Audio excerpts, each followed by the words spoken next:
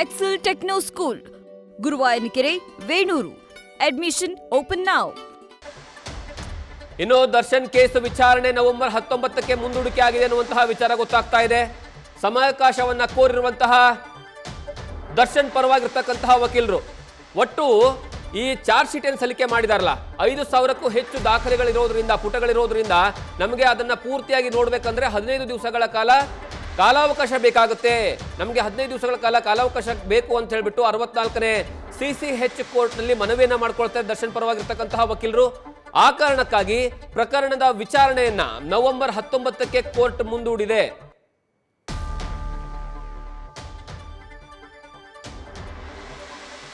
ಇವತ್ತು ದರ್ಶನ್ ಪರವಾಗಿರ್ತಕ್ಕಂತಹ ವಕೀಲರ ವಾದ ಕೋರ್ಟ್ನಲ್ಲಿ ನಡೆಯುವಂತಹ ಸಂದರ್ಭದಲ್ಲಿ ಬಹಳಷ್ಟು ಇಂಪಾರ್ಟೆಂಟ್ ಏನಂದ್ರೆ ಈಗ ನಮ್ಗೆ ಯಾವುದೇ ಕಾರಣಕ್ಕೂ ಪೂರ್ತಿಯಾಗಿ ಏನಂದ್ರೆ ವಾದವನ್ನ ಮಾಡೋದಕ್ಕಾಗೋದಿಲ್ಲ. ಕಾರಣ ಏನಂದ್ರೆ 5,000ಕ್ಕೂ ಹೆಚ್ಚು ದಾಖಲೆಗಳು ಆ ಟೈಮ್ನಲ್ಲಿ ಮೆನ್ಷನ್ ಮಾಡಿದ್ದಾರೆ. ಅಂದ್ರೆ ಇಡೀ ಪ್ರಕರಣಕ್ಕೆ ಸಂಬಂಧಪಟ್ಟ ಹಾಗೆ ಮೆನ್ಷನ್ ಮಾಡಿದ್ದಾರೆ. ಅದೆಲ್ಲವೂ ಸಹಿತ ನೋಡ್ಬೇಕಾಗತ್ತೆ. ಆ ಕಾರಣಕ್ಕಾಗಿ ನಮಗೆ 15 ದಿವಸಗಳ ಕಾಲಾವಕಾಶ ಬೇಕು ಅಂತ ಒಟ್ಟು 6 ಜನ ಆರೋಪಿಗಳೇನಿದ್ದಾರೆ ರೇಣುಕಾ ಸ್ವಾಮಿ ಕೊಲೆ ಪ್ರಕರಣಕ್ಕೆ ಸಂಬಂಧಪಟ್ಟ ಹಾಗೆ ಜೈಲಿನಲ್ಲಿರುವಂತವರು 7 ಜನ ಎಷ್ಟು ಜನ ಇವತ್ತು ಕೋರ್ಟ್ ಮುಂದ್ಗಡೆ ಹಾಜರಾಗ್ತಾರೆ. ಹಾಜರಾಗಿ ಅದು ಹೆಂಗೆ ವಿಡಿಯೋ ಕಾನ್ಫರೆನ್ಸ್ ಮೂಲಕವಾಗಿ ಹಾಜರಾದಂತಹ ಸಂದರ್ಭದಲ್ಲಿ ದರ್ಶನ್ ಪರವಾಗಿರ್ತಕ್ಕಂತಹ ವಕೀಲರು ಮೆನ್ಷನ್ ಮಾಡ್ತಾರೆ. ಅದಾದ ಮೇಲೆ ಈಗ ಪ್ರಕರಣದ ವಿಚಾರಣೆಯನ್ನ ಮುಂದೂಡಿಕೆ ಮಾಡಲಾಗಿದೆ. ಇದರ ಬಗ್ಗೆ ಹೆಚ್ಚಿನ ಮಾಹಿತಿಯನ್ನು ನಮ್ಮ ಪ್ರತಿನಿಧಿ ಸಂದೇಶ್ ಕೊಡ್ತಾರೆ. ಸಂದೇಶ್, ಏನಾಯ್ತು ಇವತ್ತು ಕೋರ್ಟಲ್ಲಿ ವಿಚಾರಣೆ ಮುಂದೂಡಿರೋದು ಯಾಕೆ ಅಂತ?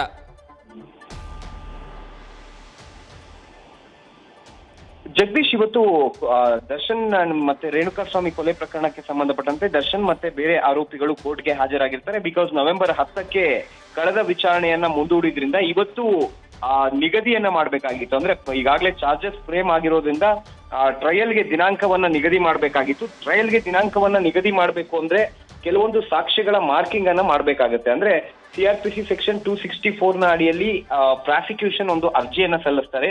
ಇಲ್ಲಿ ವಿವಾದವಿಲ್ಲದಂತಹ ದಾಖಲೆಗಳನ್ನ ಮಾರ್ಕ್ ಮಾಡಲು ಅನುಮತಿಯನ್ನ ಕೋರಿ, ಅಂದ್ರೆ ಇಲ್ಲಿ ಪ್ರಮುಖವಾಗಿರುವಂತದ್ದು ವಿವಾದವಿಲ್ಲದ ಒಂದು ಸಾಕ್ಷಿಗಳು. ಅಂದ್ರೆ ಇಲ್ಲಿ ಎರಡೂ ಸೈಡ್ ವಾದ ಮತ್ತೆ ಪ್ರತಿವಾದ, ಅಂದ್ರೆ ಪ್ರಾಸಿಕ್ಯೂಷನ್ ಹಾಗೆ ದರ್ಶನ್ ಪರ ವಕೀಲರು ಇಬ್ರು ಕೂಡ ಒಪ್ಪುವಂತ ಸಾಕ್ಷಿಗಳು ಯಾವಿದಾವೆ ಅವನ್ನ ಮಾರ್ಕ್ ಮಾಡಿ ನಮಗೆ ಕೊಡಿ. ಯಾಕಂದ್ರೆ ಇಬ್ರು ಕೂಡ ಒಪ್ಕೊಂಡ್ರೆ ಆ ಸಾಕ್ಷಿಗಳ ವಿಚಾರಣೆ ಮಾಡೋದಕ್ಕೆ ಕೋರ್ಟ್ ಒಪ್ಕೊಳ್ಳೋದಿಲ್ಲ. ಯಾಕಂದ್ರೆ ಇಬ್ರು ಒಪ್ಪಿರೋದ್ರಿಂದ ಆ ಸಾಕ್ಷಿಗಳನ್ನ ವಿಚಾರಣೆ ಮಾಡುವಂತ ಪ್ರಮೇಯ ಕೂಡ ಬರೋದಿಲ್ಲ. ಇದರಿಂದ ಕೋರ್ಟ್ ನ ಒಂದು ಸಮಯ ಕೂಡ ಉಳಿತಾಯವಾಗುತ್ತೆ. ಯಾಕಂದ್ರೆ ಎರಡೂ ಕಡೆಯಿಂದ ಪ್ರಾಸಿಕ್ಯೂಷನ್ ಹಾಗೆ ದರ್ಶನ್ ಪರ ವಕೀಲರು ಕೂಡ ಆ ಒಂದು ಸಾಕ್ಷಿಯನ್ನ ಒಪ್ಪೋದ್ರಿಂದ ಇಲ್ಲಿ ವಿಚಾರಣೆ ಮಾಡುವಂತಹ ಯಾವುದೇ ರೀತಿಯ ಒಂದು ಸಂದರ್ಭ ಬರೋದಿಲ್ಲ. ಹಾಗಾಗಿ ಇಲ್ಲಿ ಕೋರ್ಟ್ ಅದಕ್ಕೆ ಒಂದು ರಿಯಾಯಿತಿಯನ್ನ ನೀಡಿ ಬೇರೆ ಒಂದು ಸಾಕ್ಷಿಗಳೇನಿರ್ತವೆ, ಅಂದ್ರೆ ಈ ಸಾಕ್ಷಿಗಳನ್ನ ನಾವು ಒಪ್ಪೋದಿಲ್ಲ ಅಂತ ದರ್ಶನ್ ಪರ ವಕೀಲರು ಏನ್ ಹೇಳ್ತಾರೆ ಆ ಒಂದು ಸಾಕ್ಷಿಗಳನ್ನ ಮಾತ್ರ ಕೋರ್ಟ್ಗೆ ಕರೆಸಿ, ಅಂದ್ರೆ ಎರಡೂ ಪ್ರಾಸಿಕ್ಯೂಷನ್ ಹಾಗೆ ದರ್ಶನ್ ಪರ ವಕೀಲರು ಯಾವ ಒಂದು ಸಾಕ್ಷಿಗಳನ್ನ ಒಪ್ಪೋದಿಲ್ಲ ಅಂತಹ ಸಾಕ್ಷಿಗಳನ್ನ ಕೋರ್ಟ್ಗೆ ಕರೆಸಿ ಅಥವಾ ಅವರನ್ನ ಯಾವಾಗ ಕರೆಸ್ಬೇಕು ಅಂತ ಹೇಳಿ ಡೇಟ್ ಅನ್ನ ಕೊಟ್ಟು ಆ ಒಂದು ಡೇಟ್ ನಲ್ಲಿ ಅಥವಾ ಆ ದಿನಾಂಕದಲ್ಲಿ ಈ ಒಂದು ಟ್ರಯಲ್ ಅನ್ನ ನಡೆಸ್ತಾರೆ. ಆದ್ರೆ ಇವತ್ತು ನಡೆದಂತಹ ಒಂದು ವಿಚಾರಣೆ ಸಂದರ್ಭದಲ್ಲಿ ಪ್ರಮುಖವಾಗಿ ಆ ಏನು ಮಾರ್ಕಿಂಗ್ ಏನಿದೆ, ಅಂದ್ರೆ ಈಗಾಗಲೇ ದಾಖಲೆಗಳನ್ನ ಮಾರ್ಕ್ ಮಾಡಿ ಕೊಡಿ ಅಂತ ಹೇಳಿದ್ರು. ಅಂತಹ ದಾಖಲೆಗಳನ್ನ ಮಾರ್ಕ್ ಮಾಡಿ ಕೊಡೋದಕ್ಕೆ ಅಥವಾ ಆ ದಾಖಲೆಗಳಿಗೆ ಪ್ರತಿಕ್ರಿಯೆಯನ್ನ ನೀಡೋದಕ್ಕೆ ದರ್ಶನ್ ಪರ ವಕೀಲರಾಗಿರ್ಬೋದು ಅಥವಾ ಆರೋಪಿಗಳ ಪರ ವಕೀಲರು ಕೂಡ 15 ದಿನಗಳ ಕಾಲಾವಕಾಶವನ್ನ ಕೇಳ್ತಾರೆ. ಅಂದ್ರೆ ನಾನು ಈ ಸಾಕ್ಷಿಗಳನ್ನ ಒಪ್ಪುವಂತ ಸಾಕ್ಷಿಗಳು ಯಾವುದು ಅಥವಾ ಒಪ್ಪದೇ ಇರುವಂತ ಸಾಕ್ಷಿಗಳು ಯಾವುದು ಅದಕ್ಕೆ ಪ್ರತಿಕ್ರಿಯೆ ನೀಡಬೇಕು ಅಂದ್ರೆ ನಮ್ಗೆ 15 ದಿನಗಳ ಸಮಯ ಬೇಕು ಅಂತ ಸಮಯ ಕೇಳಿದಂತ ಹಿನ್ನೆಲೆಯಲ್ಲಿ 15 ದಿನಗಳ ಸಮಯ ಕೇಳಿದಂತ ಹಿನ್ನೆಲೆಯಲ್ಲಿ ಸದ್ಯ ವಿಚಾರಣೆಯನ್ನ ನವೆಂಬರ್ 19ಕ್ಕೆ ಈಗ ಕೋರ್ಟ್ ಮುಂದೂಡಿದೆ. ಇದೇ ಸಂದರ್ಭದಲ್ಲಿ ಚಿತ್ರದುರ್ಗ ಜೈಲಿಗೆ ನನ್ನನ್ನ ವರ್ಗಾಯಿಸಿ ಅಂತ ಹೇಳಿ ಜಗದೀಶ್ ಪರ ವಕೀಲರು ಕೋರ್ಟ್ಗೆ ಅರ್ಜಿಯನ್ನ ಸಲ್ಲಿಸಿದ್ದಾರೆ. ಯಾಕಂದ್ರೆ ಕುಟುಂಬದವರನ್ನ ಭೇಟಿಯಾಗೋದಕ್ಕೆ ಅನುಕೂಲ ಆಗುತ್ತೆ ನಮ್ಗೆ ಅನ್ನೋ ಕಾರಣಕ್ಕಾಗಿ ನಮ್ಮನ್ನ ವರ್ಗಾವಣೆ ಮಾಡಿ ಅಂತ ಹೇಳಿ ಕೇಳ್ತಾರೆ. ಜೊತೆಗೆ ಒಟ್ಟು 10 ದಾಖಲೆಗಳನ್ನ ಒಪ್ಪಿಗೆ ಮೇರೆಗೆ ಅಂಗೀಕರಿಸಲು ಮನವಿಯನ್ನ ಕೂಡ ನೀಡಲಾಗಿದೆ. ಜೊತೆಗೆ ಇಲ್ಲಿ ಪ್ರಮುಖವಾಗಿರುವಂತದ್ದು ಇಲ್ಲಿ ಓವರ್ ಆಲ್ ಈ ಒಂದು ದಾಖಲೆಗಳು ಏನಿತ್ತು, ಅಂದ್ರೆ ಸಾಕ್ಷಿಗಳ ದಾಖಲೆಗಳು ಮಾರ್ಕಿಂಗ್ ಅನ್ನ ಮಾಡಬೇಕು ಅಂತ ಏನಿತ್ತು ಅದಕ್ಕೆ ಪ್ರತಿಕ್ರಿಯೆಯನ್ನ ನೀಡೋದಕ್ಕೆ ನಮ್ಗೆ ಸಮಯಾವಕಾಶ ಬೇಕು. ಅಂದ್ರೆ ಕೆಲವೊಂದು ಸಾಕ್ಷಿಗಳು ನಾವು ಒಪ್ತೀವಿ, ಕೆಲವೊಂದು ಸಾಕ್ಷಿಗಳನ್ನು ನಾವು ಒಪ್ಪೋದಿಲ್ಲ. ಅದನ್ನ ಬೈಫರ್ಗೇಟ್ ಮಾಡೋದಕ್ಕೆ ನಮ್ಗೆ ಸಮಯಾವಕಾಶ ಬೇಕು ಅಂತ ಕೇಳಿದಂತ ಹಿನ್ನೆಲೆಯಲ್ಲಿ 19ನೇ ತಾರೀಕು ಈ ಒಂದು ವಿಚಾರಣೆಯನ್ನ ಮುಂದೂಡಲಾಗಿದೆ. ಸಂದೇಶ್, ಇಲ್ಲಿ ಏನೋ ಬಹಳಷ್ಟು ಪ್ರಮುಖವಾಗಿರುವಂಥದ್ದು ಏನಂದ್ರೆ ದಾಖಲೆಗಳ ಮಾರ್ಕಿಂಗ್ ವಿಚಾರ. ಯಾಕಂದ್ರೆ ಬಹಳಷ್ಟು ಜನರಿಗೆ ಕನ್ಫ್ಯೂಷನ್ ಇರುವಂಥದ್ದು ದಾಖಲೆಗಳ ಮಾರ್ಕಿಂಗ್ ಅಂದ್ರೆ ಏನು ಅಂತ. ಫಾರ್ ಎಕ್ಸಾಂಪಲ್, ಈಗ ಪ್ರಕರಣಕ್ಕೆ ಸಂಬಂಧಪಟ್ಟ ಹಾಗೆ ಪೊಲೀಸರ ಕಡೆ ಕೊಟ್ಟಿರ್ತಕ್ಕಂತಹ ಏನಂದ್ರೆ ಅವರು ಎವಿಡೆನ್ಸ್ಗಳೇನಿರ್ತವೆ ಅವುಗಳನ್ನ ಮತ್ತೆ ದರ್ಶನ್ ಪರವಾಗಿರ್ತಕ್ಕಂಥವ್ರು ಅಥವಾ ಅಂದ್ರೆ ದರ್ಶನ್ ಜೊತೆ ಇರುವಂತಹ ಒಟ್ಟಿನ ಜನ ಇದ್ದಾರೆ, ಅಂದ್ರೆ ಎಲ್ಲ ಆರೋಪಿಗಳಿದ್ದಾರೆ, ಅವರಿಬ್ಬರು ಒಂದು ವೇಳೆ ಒಪ್ಪಿಗೆ ಆಗಿದ್ದೇ ಆದರೆ ಅಂತಹ ವಿಚಾರಗಳನ್ನ, ಅಂತಹ ಸಬ್ಜೆಕ್ಟ್ ಅನ್ನ ಯಾವುದೇ ಕಾರಣಕ್ಕೂ ಸಹಿತ ಕೋರ್ಟ್ನಲ್ಲಿ ವಿಚಾರಣೆಗೆ ಬರುವುದಿಲ್ಲ. ಯಾಕಂದ್ರೆ ಇಬ್ಬರು ಒಪ್ಪದ ಮೇಲೆ ಯಾವುದೇ ಕಾರಣಕ್ಕೂ ಸಹಿತ ಅಲ್ಲಿ ಕ್ವಶನ್ ಉದ್ಭವ ಆಗೋದಿಲ್ಲ. ಹಾಗಾಗಿ ಇದನ್ನ ಒಪ್ಕೊಳ್ಳುವಂತಹ ಮನಸ್ಥಿತಿಯಲ್ಲಿ ಈ ಆರೋಪಿಗಳಿದ್ದಾರಾ?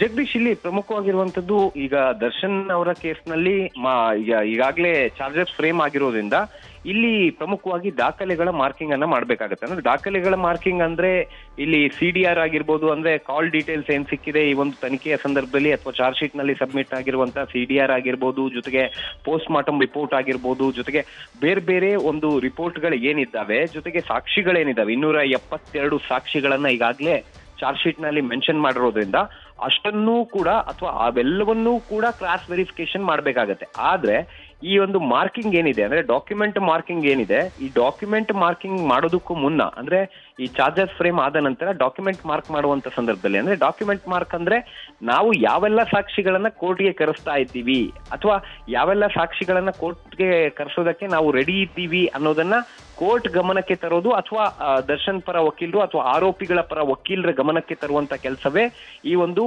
ಡಾಕ್ಯುಮೆಂಟ್ ಮಾರ್ಕಿಂಗ್ ಅಂತ ಕರೆಯಲಾಗುತ್ತೆ. ಆದ್ರೆ ಈ ಡಾಕ್ಯುಮೆಂಟ್ ಮಾರ್ಕಿಂಗ್ ಮಾಡೋದಕ್ಕೂ ಮುನ್ನ ಕೆಲವೊಂದು ಸಾಕ್ಷ್ಯಗಳನ್ನ ಅಂದ್ರೆ 222 ಸಾಕ್ಷಿಗಳಲ್ಲಿ 222 ಸಾಕ್ಷ್ಯಗಳನ್ನು ಕೂಡ ಕೋರ್ಟ್ಗೆ ಕರೆತರೋದಕ್ಕೆ ಆಗೋದಿಲ್ಲ. ಹಾಗಾಗಿ ಇಲ್ಲಿ ಎರಡು ಬೋತ್ ಸೈಡ್ ಅಂದ್ರೆ ಪ್ರಾಸಿಕ್ಯೂಷನ್ ಹಾಗೆ ಆರೋಪಿಗಳ ಪರ ವಕೀಲರು ಕೂಡ ಕೆಲವೊಂದು ಸಾಕ್ಷಿಗಳನ್ನ ಒಪ್ಕೊಳ್ತಾರೆ. ಅಂದ್ರೆ ಇಲ್ಲಿ ಪೋಸ್ಟ್ ಮಾರ್ಟಮ್ ರಿಪೋರ್ಟ್ ಆಗಿರ್ಬೋದು, ಜೊತೆಗೆ ಕೆಲವೊಂದು CDR ಡೀಟೇಲ್ ಆಗಿರ್ಬೋದು. ಯಾಕಂದ್ರೆ ಅದನ್ನ ಬದಲಾವಣೆ ಮಾಡೋದಕ್ಕೆ ಆಗೋದಿಲ್ಲ, ಯಾಕಂದ್ರೆ ಅವರ CDR ಅನ್ನೇ ತೆಗೆದಿರೋದ್ರಿಂದ ಕೆಲವೊಂದು ಸಾಕ್ಷಿಗಳನ್ನ, ಕೆಲವೊಂದು ಡಾಕ್ಯುಮೆಂಟ್ ಗಳನ್ನ ಎರಡೂ ಪರ ಅಂದ್ರೆ ಪ್ರಾಸಿಕ್ಯೂಷನ್ ಹಾಗೆ ಆರೋಪಿಗಳ ಪರ ವಕೀಲರು ಒಪ್ಕೊಳ್ತಾರೆ.